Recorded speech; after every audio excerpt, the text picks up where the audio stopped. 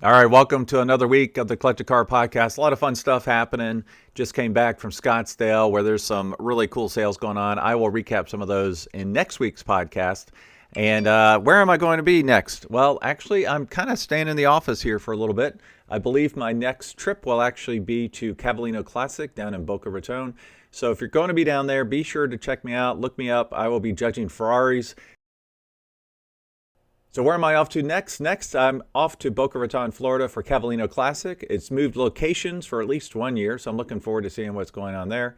And I will be judging Ferraris. So if you're headed to the show, please find me on the show field, and I'd love to catch up in person. And this is an exciting episode because it's not about collector cars. It's about high-end sports utility vehicles. So very, very cool. Whenever I have these episodes that are about Land Rovers or Range Rovers, they seem to do very well because a lot of you really like these. So before we get to the podcast, please take a listen to my sponsors. They've always been very supportive, not only in the podcast, but also in the new launch of my book, The Enthusiast Guide to Collector Cars. Now that's coming out hopefully May 1st. And you can go to the website in the description to order your own to be a part of the launch. And you can also sign up for my newsletter where there's some behind the scenes stuff that's going on, not only around the book, but around the podcast as well as my travels. So please take a listen to my sponsors and then we'll get to the interview. If you own a collector car, you already know it deserves more than a standard insurance policy. NCM Insurance specializes in agreed value coverage designed specifically for classic, collector, and enthusiast vehicles. From weekend drivers to serious collectors, they understand how these cars are used, stored, and protected. To learn more about protecting your collector car the right way, visit ncminsurance.com. Coverage built for the cars you care about. Imagine a journey so rare it only happened once. That's the spirit behind Once. Exclusive, one-time only adventures that will never be repeated. Our next experience, American Muscle Legends, takes you trackside with the most iconic cars in history, complemented by luxury accommodations and behind-the-scenes access you simply can't buy. Spots are limited. When it's gone, it's gone. You can learn more at discoveronce.com/muscle. All right, welcome to the Collector Car Podcast. Hey, it's Greg Stanley, as always. Looking forward to covering some cool stuff here today because I haven't done, I do a lot of collector cars, but I haven't done anything around Defenders recently, so I'm very excited about this episode. So I'd like to welcome Paul Potratz. How you doing, buddy? Good, good. Thanks, Greg. How are you, sir? I'm very good, and you are doing something really interesting that I'd like to dig into here some.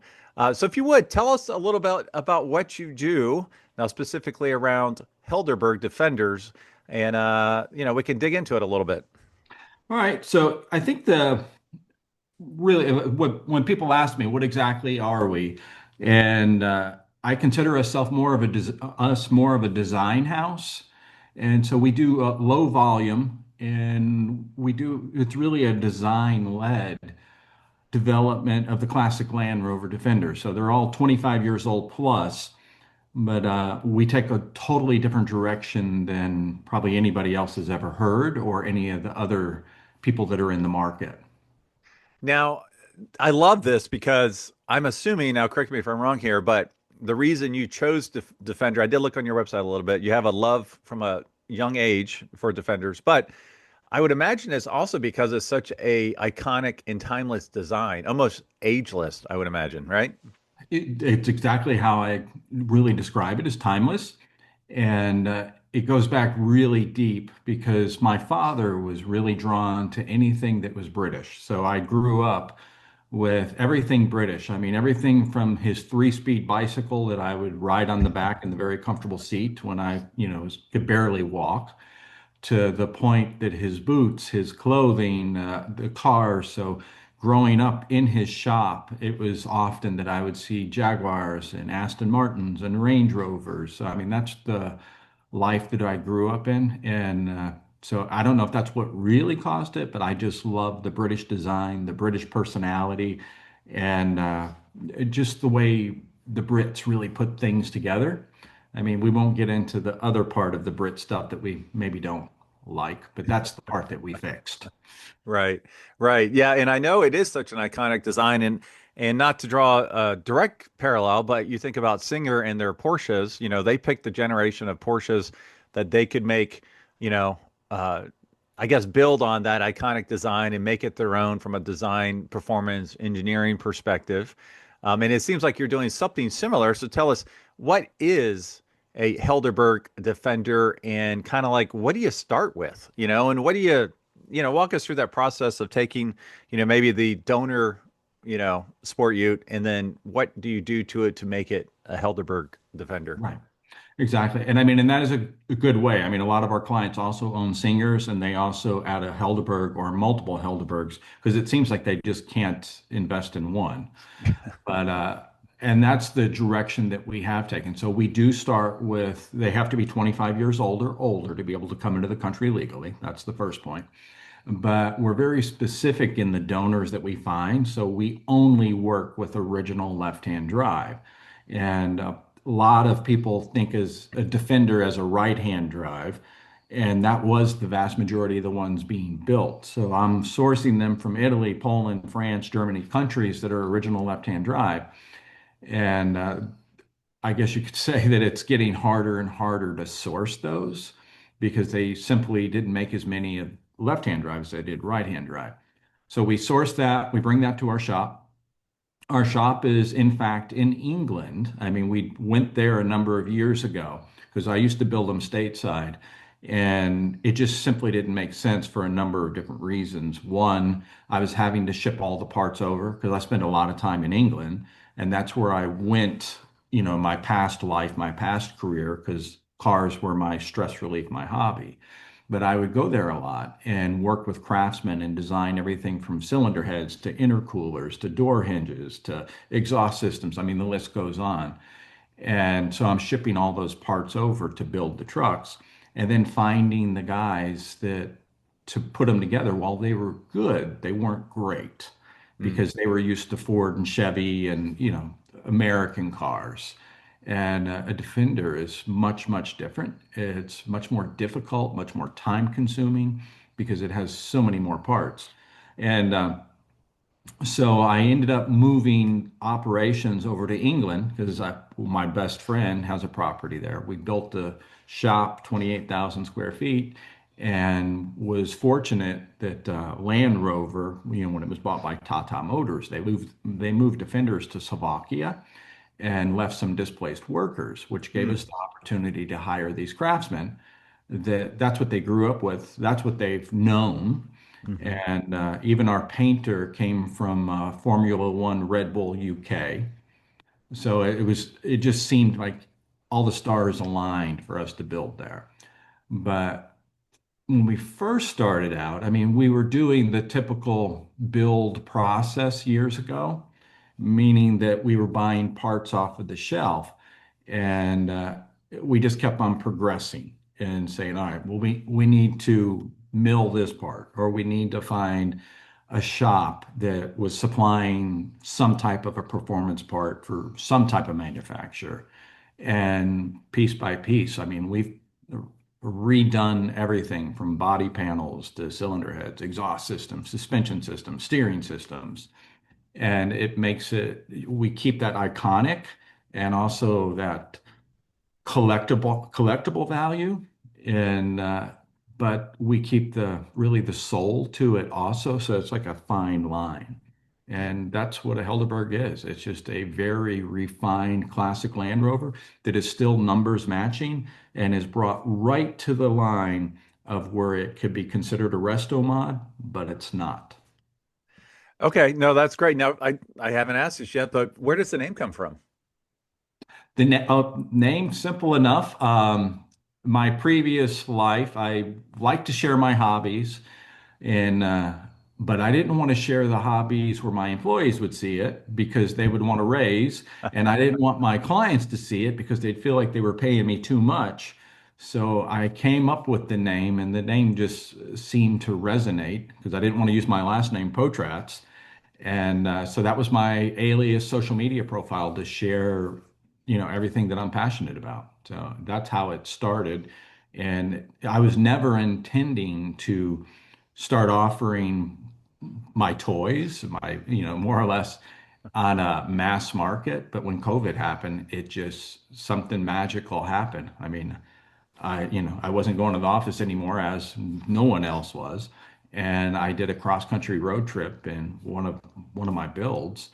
And a friend of mine said, "You should really do this. You're more passionate about this than anything else I've seen, and I've known you for 40 years."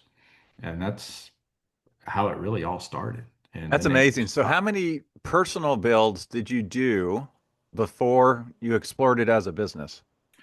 um, I don't know an exact number, but I would say probably in the mid 40s.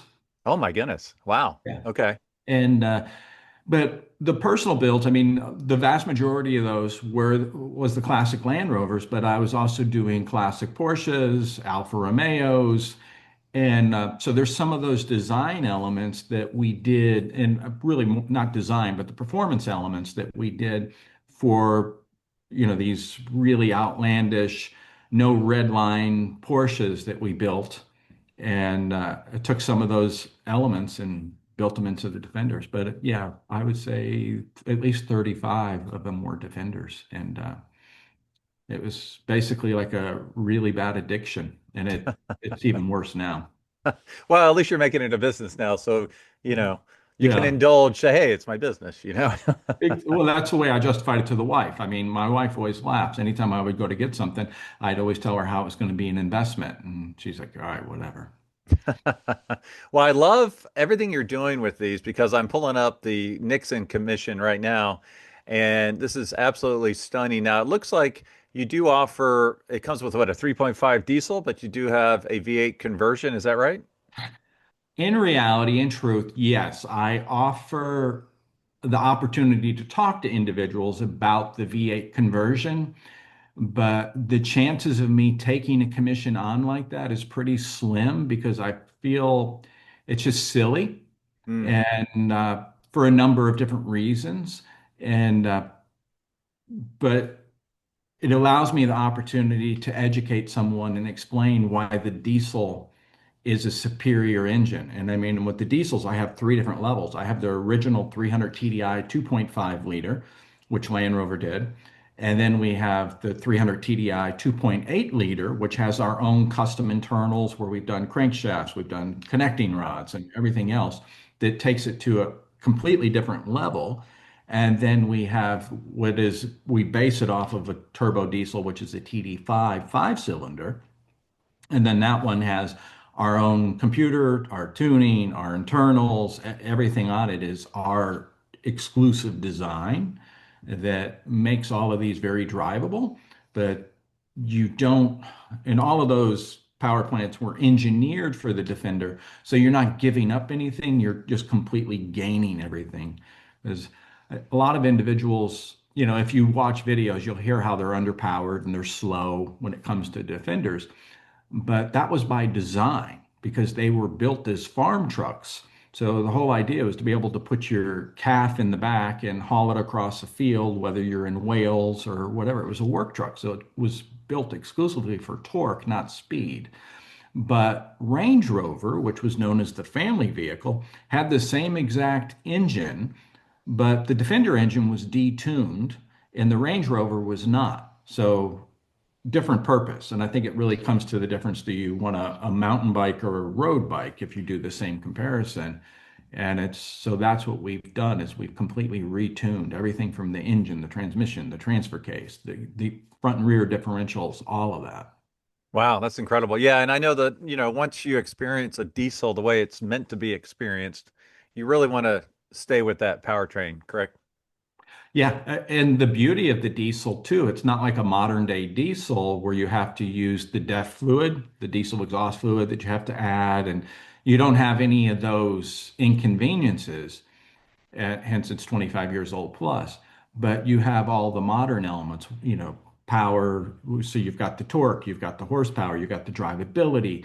And with the diesel, you're getting 28 to 32 miles per gallon versus the V8, you get 8 to 10 miles per gallon. The diesel runs cooler, the gasoline runs hotter, and you feel the heat in the cabin on the gasoline. You don't on the diesel.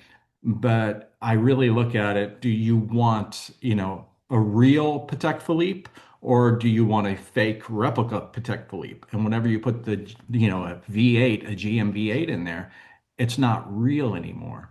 And I think a lot of individuals don't understand that, but I grew up in that culture. And I remember my dad got a 911S. It was a 1969 911S, and it was all original.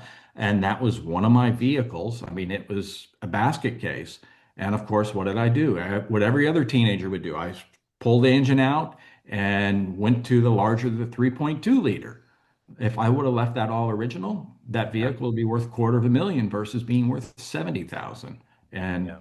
people just don't seem to understand that. But not just a collector value, but it's just what it was engineered for. And as my dad always told me too, that, I would always want to put bigger, bigger, bigger, bigger into everything. And he said, well, anytime you go for the performance like that, now you're creating something you're having to work on all the time. It's not going to be reliable.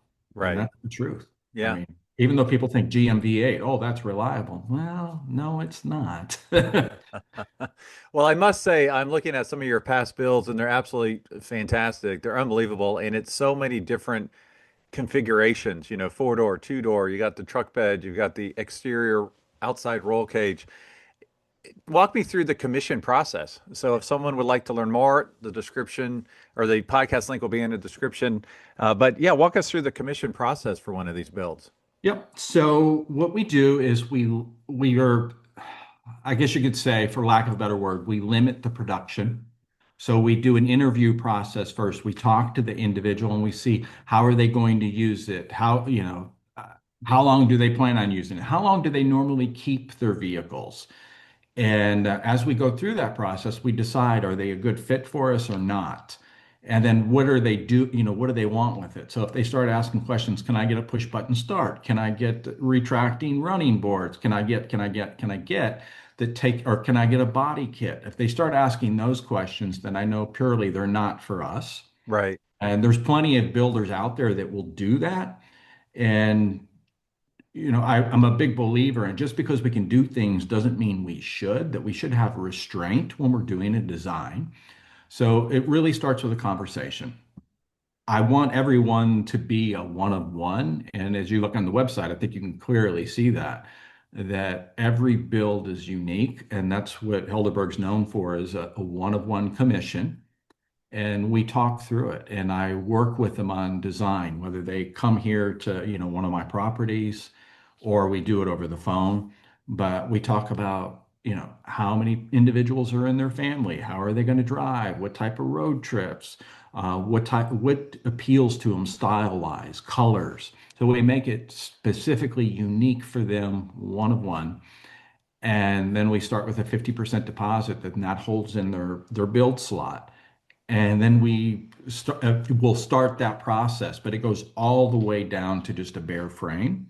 And then we build it back piece by piece. So there's nothing that has not been touched in one of our builds. And the materials that go into our builds, I mean, our leather, for example, comes directly from Scotland and it's tanned to order. So we're not pulling a bolt of leather off the shelf. They look at various leathers. I've got, a lot of different, patina leathers and marbled leathers and all kinds of stuff. So we order the leather. The Alcantara suede on the roof is from Italy, so that's done to order too. The steering wheel is handmade, but it's made to the thickness of whatever their glove size is, so it's the proper thickness. The seat frame is made specifically to them. We have different designs, but it's so we get measurements to make sure that it fits their hamstrings, their torso, their shoulder blades. The center console is made specifically to them. The pedals are adjusted. The length of the shift rod, or if it's an automatic transmission. So everything is done specific to the individual.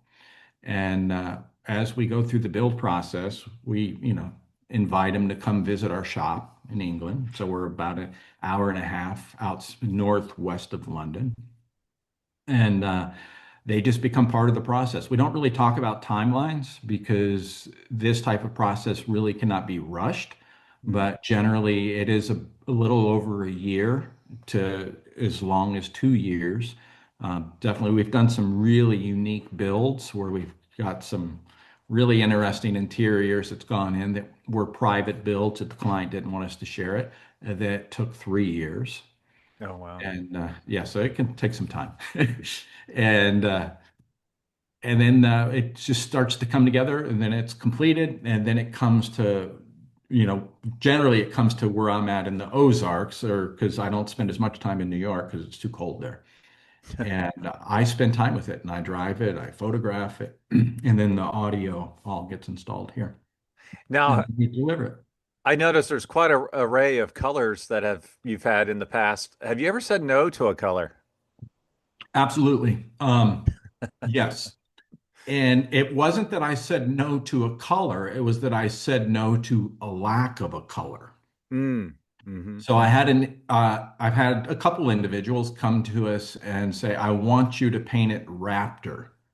And I'm like, Raptor, are you talking about Line-X, the the finish that's in the back of a pickup truck so it doesn't get scratched? And he's like, yes, that's what I want. And I was like, we can't do that Yeah.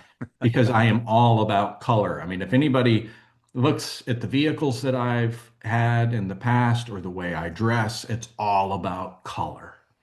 Yeah. And and our colors, a lot of them are custom mixed, actually, the vast majority of them, and they're one of one. And we have generally, not always 100% one of one, but the client has the opportunity after the bespoke color that we'll remove it from our list and we won't recreate it again. But I love color. I mean, I always wanted to be a fashion designer when I was a young man, and it was all about color and patterns. And it's the Well, same thing on the interiors too. well, I was going to say I can definitely tell that on the interiors because the leatherwork and on the interiors and the different types of, quilted leather. I don't know how you would say it, but or diamond cut leather. I mean, it's just gorgeous. All in a lot of different colors in there. It looks like everything's covered in leather, the dash and everything. It is. I'm not a fan of plastic. I talk about that in my videos. So don't like plastic. I like to have it covered up, and I like to cover it with a foam and then a leather. And then we, of course, do the different quilted patterns. The quilted patterns, we can do all different types of custom designs. And then we do the embroidery. So if someone has, for example, let's say a dog that was their favorite dog or existing dog, we can embroider that into the seat. And then, of course, in some of the trucks in the back, you'll see that we do mahogany wood, where we've reclaimed wood from a Chris Craft boat and put mahogany wood in the back in the cargo area. And then we do like an ambiance, a mood lighting, LED lighting through the cabin. But and the thing is, when you're looking at a Helderberg from the outside, they all are uniquely done. If you can see the consistency in every single design, an underlying consistency, short of a body style and whether it has a roll cage or not, but it's known as the Helderberg stance. Hmm. And that's a development process that we do with the chassis to be able to get that, and then the axles and everything else. But I keep that core element, but after that, the sky is the limit in what I want to do. So, because you know, clients do expect it to have that Helderberg unique look when it's sitting in the parking lot. And I hear this a lot of times on social media. They're like, oh, I could tell exactly that was a Helderberg. Yeah, absolutely. I can definitely see that. It definitely is a call it a signature style. I mean, the stance because you can see it from a mile away. Very, very nice. And I love how you have different patterns in the seats. It's not just one size fits all. It's No. purely customized for sure. Now, who gets to name the commission? Generally, I do. But I always, I offer it to the client, but a lot of times they want me to name it. I'm a big poetry and history buff. So and not only do I love to read poetry, but I love to write poetry and I love to write. So generally, when I'm driving one of the vehicles, a name comes to me, and the name could have been the previous owner or the previous owner's dog or a location where they lived or something in poetry. And then some of the names are purely client driven. And so it's kind of a combination of the two. But yeah, each one has a unique name. But I always say too, each one has a unique personality. And if somebody's not, either they get it or they don't. They don't have to be a car person, but I think it's either a get it or don't type of thing that each one Right. is unique and different. And And I think that's, one of the things when we're building the Helderbergs, that the clients are taking such an active role and with the process that we go through to make sure that it is the right fit for the right client, that there simply is none on the secondary market. So it's just creating this increased desirability to the point now that there's other builders and there's people that are listing their trucks for sale and they're calling it a Helderberg when it's clearly not. So we do a lot of things, everything from the headlights to the trim on the rings of the lights that has engraving on it to show that it's authentically a Helderberg. Because our prices went from not that much to where they are to this point. And anytime you start doing that and there's the desirability, then of course you have people wanting to copy it. And we're seeing a lot of that right now. So Yeah, absolutely. Bernie, stay busy.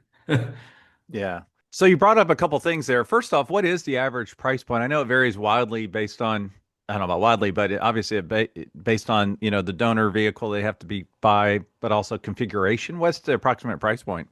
Yeah, so generally we started around 338,000 and this is general price. But anywhere from 338,000 to about 478,000. And then additional configurations can drive it as high as 600,000. Well, and it's really important what you just said because I won't say where, I won't say who, I won't say why, when, or how, but I was at a Concours event and I go to a lot of those all across the country, and I saw someone selling, kind of like a knockoff, and it was a big price point, and the quality it looked good from 20 feet, but all you had to do was just take 2 seconds to look around, and I just could not believe that price point was there considering what I was looking at, and they're trying to Yes. pass it off as something of this level when it clearly was not. So you really need to, you know, do your homework and obviously go with a brand that's proven, and that has the history like yours does. And I really love. I'm just looking at some of the pictures here. The Marshall speaker. How often have you seen a Yeah. Marshall speaker in any car like this or SUV? It's just that's a nice touch. Yeah, and it's fun doing those things like that. And our what we have been doing now for the last year right now, we work directly with Focal, which Focal is known to be very high-end audio out of France. And we needed a very specific speaker combo that they make exclusively for us. And that's where the clients, when they're really doing their homework and researching and they start to dig in, they're like, oh wow, this is, exclusive to a Helderberg. And we did even the same thing. So high fidelity audio is really important to me because I'm an audio buff, but even our amplifiers too are handmade in Italy. And then the audio system is tuned specifically to the cabin of the vehicle, whether it's a two-door, four-door, soft top, whatever it may be. But it's all those little touches and elements that make it complete, and especially with the clients, because we did one recently called our equestrian edition, which meant we had to go out and find someone that knows how to engrave, like a fine engraver that they can engrave a watch, the mechanisms of a watch or a gun, a shotgun or something like that. But that's what keeps it exciting, that it never gets stale, and it's not like an assembly line either. Yeah, and I love the steering wheel. The steering wheel is actually reminds me of the old Jag steering wheels, back in the 50s. Just the quality, just that, rich wood, just absolutely looks amazing. Now, why do you think vehicles like the Defender resonate so much with so many enthusiasts for so many years? I think there's a few different factors, and I think the one thing how our culture has shifted away from coupes Mhm. and sports cars, and we're much more of an SUV society now. And so I think that's the one thing, being that it's an SUV, that's why people like it. But I think the deeper meaning of why a Defender really resonates with everyone, and that's what we talk about, is this is a lifestyle. We're not doing performance specs, we're building a lifestyle. But I think part of it is we grew up watching like National Geographic and Mutual of Omaha, and we would see a Land Rover in the wild.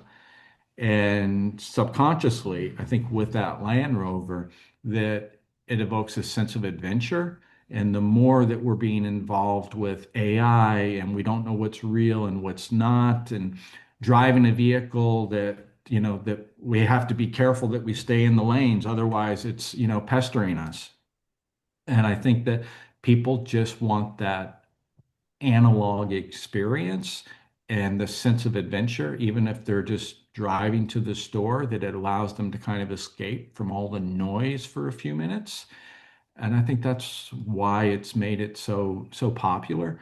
And then just the utilitarian, because you see a lot of individuals now too that, workwear clothing is really popular to have that more of that utilitarian, rugged look. And the Defender fits so many aspects of it, from utilitarian to feeling like you're on an adventure. And then ultimately, that I think a lot of us are fighting to have that individuality and who we are and how we look and how we appear. And we just simply don't want a mass-produced vehicle that you can go to a dealership and anybody can buy, that we want that individuality. And it's just timeless. I tell you what, I can definitely tell the individual aspect of your custom builds here when looking through the interior. And one interior really surprised me in that it is cloth. So tell Oh, me yeah. about that build. Harris tweed. So again, where I am just you know, love everything British.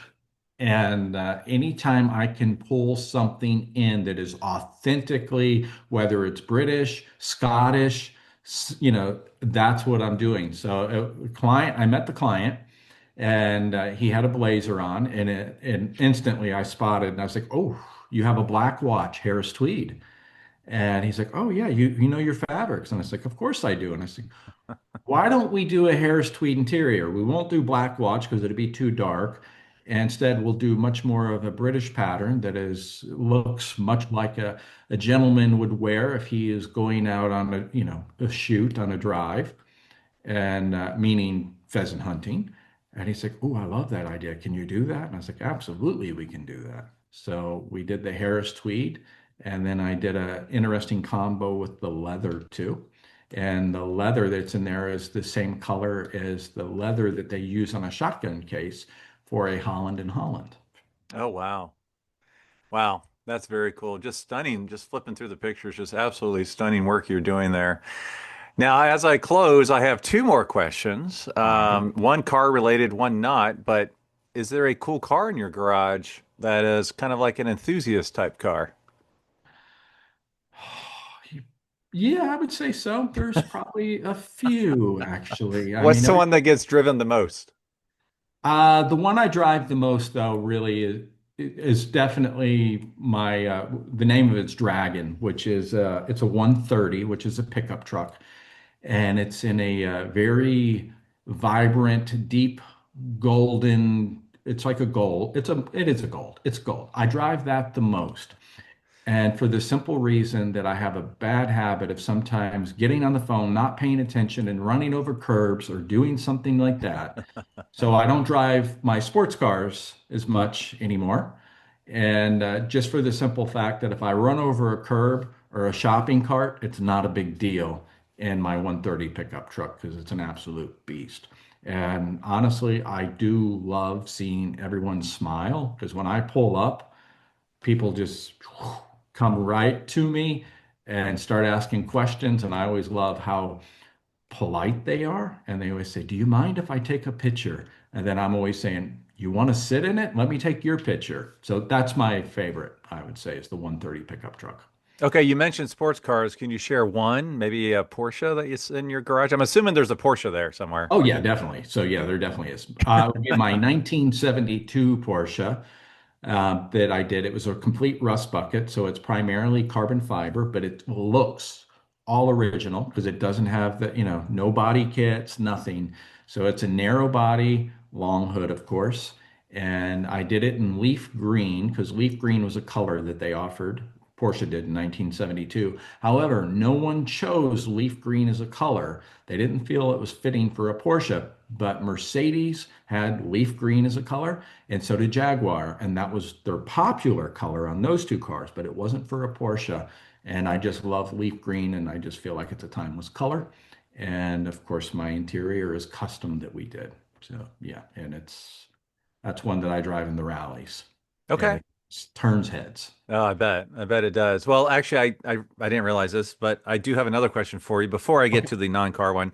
Tell us about the events that you do. I noticed that you are all over the place with some in-person events, but then you also have an opportunity for an event to maybe come to a business event. I don't know. Tell me a little bit about Yeah. that. Yeah, so we do a number of events. So our clients, it's interesting that our well, and that's one of the reasons for the selection process with individuals is, I'm it's interesting that they're always like-minded, almost always. But they are like-minded. We have the same interests, the same passions, and they're very passionate about the vehicle. It becomes a family member. So what we do is we go to different clients' homes because, as you can imagine, they have very nice homes, and we'll go to the home and their Helderberg will be on display, and I generally take two more, and then it's a private invite, so it's by invitation only, that individuals can come out and see the various Helderbergs. So those are the events that we do all over the country. And then we also do events where we go to car clubs, where all these car clubs are popping up all across the country, but it's a club where individuals can store their vehicle, but it's also a social club where people go there and they have dinner and lunch and smoke cigars and watch football games. So Yeah. we go to those type of events. So again, it's all like-minded. And so we have those elements. And then, of course, we go to events that are about wildlife conservation. And so that's kind of our events. But I love getting out because I mean, I just love meeting all the individuals. And so we do quite a bit. So in coming up, we actually, we have a number of different cities that we're going to be in. Yeah, that's incredible. That's really great. And the link to all of this will be in the description of the podcast. But tell us, what is your website? Website is helderberg.com. And a lot of it's kind of sometimes it's hard to spell, but it's HELDERBURG.com. That's awesome. Well, my last question is tell me about the two dogs behind you. I believe it's two dogs. Oh yeah, Lucy loves to sleep in the chair. That's the princess. So she's in a lot of the videos with me. And then Leo back here, he's rarely in the videos. He's getting too old. He can't jump in and out of the trucks. But they're my Italian Mastiffs. How fitting. Now, Lucy looked up when you said her name. Of She's course like, she did. She thinks we're going for a ride now. well, that's awesome. All right, before I close, is there anything else you would like to mention? Anything cool happening in your world that is either related to or not related to sport utes? Yeah, I think the biggest thing is I just wrote a book because one of the things that I always have clients telling me after they get the Helderberg is how it's changed their life in the sense that they're able to put their phone down, they're able to go for a drive, and they just have conversation with their spouse now. So Hmm. it's a grounding experience to them that they really enjoy to kind of stop the hustle. And that was really why I decided to launch the company and share it, because that experience that I've had where I've done trips with my wife and it meant more than anything else. So it really came down to a philosophy. And therefore I wrote a book that's on Amazon now, and it's called The Gentleman's Guide to an Intentional Life, which is it's essentially it's a modern philosophy, it meaning ritual and a well-made life. Wow, that's awesome. How long has the book been out now? Came out yesterday, actually. So it just came out here not long. And so, yeah, and I just kind of felt like it was time. I mean, because this was a book that I started to write about 5 years ago. So I pulled all my journals and sent my journals out to the gal that works with me. And I said, can you transcribe this? And she said, yeah. So 3 months later, she had it transcribed because I love to write in a fountain pen. And that's how I wrote the book, was in a fountain pen. Well, congratulations. I know that writing a book is a big undertaking, and to actually get it out there for people to enjoy is a really big step. Most of the folks that listen to my podcast know I have a book coming out in April called The Enthusiast Guide to Collector Cars. So I've been on a similar journey, different subject, but similar journey. So I can really appreciate what you've gone through and getting that out there. Yeah, it was a relief. It definitely was. And I think I've actually inspired a couple clients that they're saying they're going to write a book now. So I'm going to keep on pushing them to be able to do that. That's awesome. And I'll put the link to the book on Amazon in the description as well. So, Paul, again, thank you for being on the Collector Car podcast. Thank you for having me.